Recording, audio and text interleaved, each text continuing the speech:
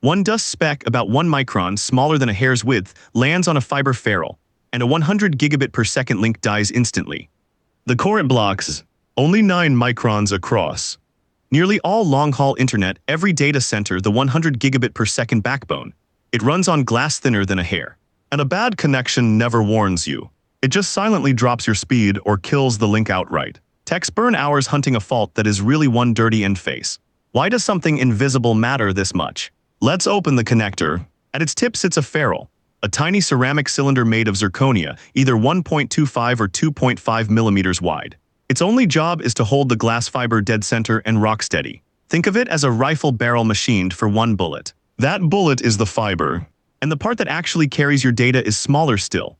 The core, just 9 microns across in single-mode fiber. Everything else around it is glass cladding and a jacket for protection. Here's the part that will matter later. Light doesn't just travel down that core, it bounces. The core is surrounded by cladding that bends light back inward, so the beam ricochets along the glass and never leaks out. Engineers call that total internal reflection. It's the same trick that makes the inside of a swimming pool look mirror bright when you look up from underwater. Now the hard parts. To connect two fibers, those two 9-micron cores must line up. Not roughly, but to within a fraction of a single micron. A hair's width of misalignment, and the light misses the target entirely. The place where the two cores physically meet is called the end face. It is a polished disc of glass at the very tip. And that end face is where everything can go right or catastrophically wrong. So why can't you just cut the glass and press two ends together? Because a flat cut is a disaster. Here's why. Imagine slicing the fiber clean and butting two flat ends together. No matter how careful you are, a microscopic air gap sits between them. And glass to air is a wall for light. At every glass-air boundary, about 4% of the light bounces straight back the way it came. That's called Fresnel reflection, and it happens twice. Once leaving the first fiber, once entering the second. Your signal loses power going forward and gets polluted by light coming backward. On a fast link, that alone can kill it. So the end face isn't cut. It's polished into a gentle dome.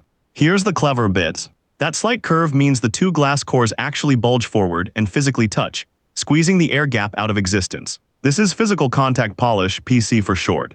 Cores kiss, air gap gone. But there's still a trickle of reflection. So the best connectors go one step further.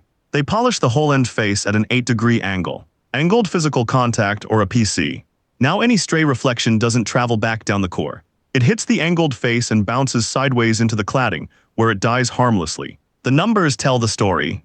Return loss, how much light comes back at you, improves from around minus 40 decibels to better than minus 60.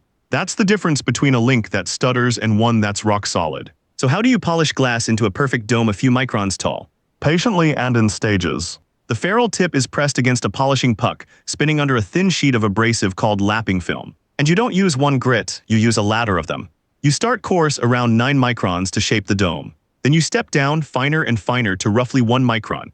Then a fraction of a micron, finishing on diamond and silica films as fine as 0.02 microns. Each stage erases the scratches of the last one, until the surface goes from frosted to mirror smooth. But smooth isn't enough, the shape has to be exact. Two things get measured obsessively. First, the radius of the dome's curve. Second, the apex offset, whether the highest point of the dome sits exactly over the fiber core, not off to one side. Both are held to microns and checked with interferometry, a technique that reads the surface using the interference of light waves, revealing bumps far too small to see. The target is a mirror-smooth, slightly convex tip, where the fiber core protrudes just a controlled few nanometers above the surrounding glass. Why nanometers? So that when two connectors mate under spring pressure, it's the cores, not the cladding around them, that press together and touch first. Get all of that right and you've built a flawless glass handshake. So what could possibly ruin it? Now put it all together and drop one speck of dust onto it. On a 9-micron core, a 1-micron particle isn't small. It's a boulder in the doorway. It blocks a real chunk of the light head-on. Worse, it wedges between the two end faces and holds them apart, reopening the very air gap the polish worked so hard to close. Light scatters off the particle in every direction. Two things spike at once. The signal you lose passing through, insertion loss, climbs. And the light bouncing back at you jumps too.